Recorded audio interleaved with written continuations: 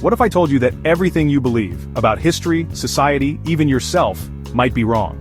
Not because you're uninformed, but because we've been trained to accept ideas without questioning them. Welcome to the world of free thinking, the ability to challenge, reason, and form your own conclusions. And guess what? Every major breakthrough in history started with someone refusing to just go along with the crowd. Listen on for a history of free thinking and tips on how to break free from the herd mentality. Let's dive in.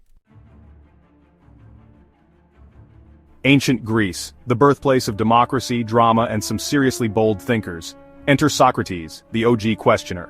This dude literally annoyed Athens to death by asking too many questions. Seriously, people couldn't go 5 minutes without him grilling them about their beliefs. He roamed the city, engaging in relentless debates, making people uncomfortable by exposing contradictions in their thinking. His method? Just keep asking why, until their logic fell apart. He taught people to challenge assumptions, which the government didn't love. In fact, they found it so disruptive that they put him on trial for corrupting the youth and sentenced him to death. Talk about overkill.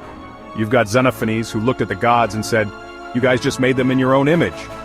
Talk about controversial. These thinkers laid the foundation for skepticism and independent thought, proving that just because something's old doesn't mean it's true. Jump ahead 1,000 years to the so-called Dark Ages. You'd think this was an intellectual wasteland, right? Nope.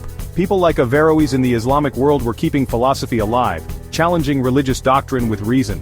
Living in 12th century Al-Andalus, Averroes became a bridge between ancient Greek thought and the intellectual revival of Europe.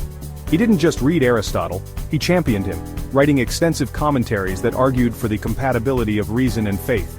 He believed that truth had to withstand scrutiny, that religious interpretations should not contradict rational inquiry, and that blind adherence to dogma was dangerous. His work influenced both the Islamic world and Renaissance thinkers, proving that the pursuit of knowledge transcends cultural and religious divides. And then there's Galileo, the guy who looked through a telescope and went, "Hey, turns out the Earth isn't the center of the universe." The church, not thrilled, but his fight for evidence over dogma sparked a revolution in science. Now we hit the 1700s, the Enlightenment, aka the intellectual firestorm that reshaped the world. Voltaire wielded sarcasm like a sword against religious fanaticism. Thomas Paine dropped common sense and made monarchy look like the dumbest idea ever. And he didn't just criticize it, he dismantled it with brutal logic and plain, no-nonsense language that the average person could understand.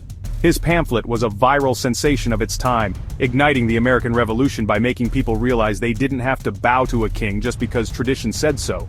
He argued that government should exist for the people, not the other way around. A radical idea back then, but one that shaped modern democracy as we know it.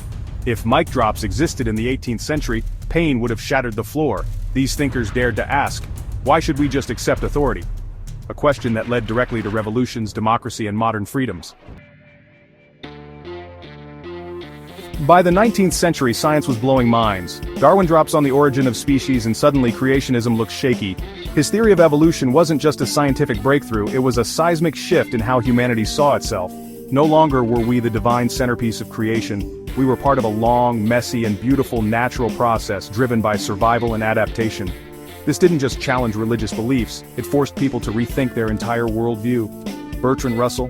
He took that same spirit of questioning and applied it everywhere. He wasn't just saying that tradition isn't a good enough reason to believe something, he was arguing that we should apply logic and evidence to everything from ethics to politics to our daily lives. His philosophy wasn't just about doubting for the sake of doubting, but about arriving at the most rational conclusions possible, even if they made people uncomfortable. And now, in the internet age, misinformation is everywhere, and critical thinking is more important than ever. Are we really free thinkers, or are we just following a different kind of crowd? So how do you break free? Here's your survival guide. Ask what's the evidence before believing anything. If someone claims a new miracle cure works, check the studies. If a news headline sounds shocking, dig into the sources. Challenge your own biases. Seriously, we all have them. If you only follow news that confirms what you already believe, try reading from different perspectives. Resist groupthink. Just because everyone agrees doesn't mean they're right. Think about Galileo. When the world said the sun revolved around the earth, he looked through a telescope and said, "Nope."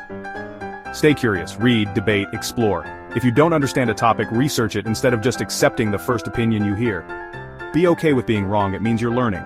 Every great thinker, from Socrates to Einstein, changed their mind when they found better evidence.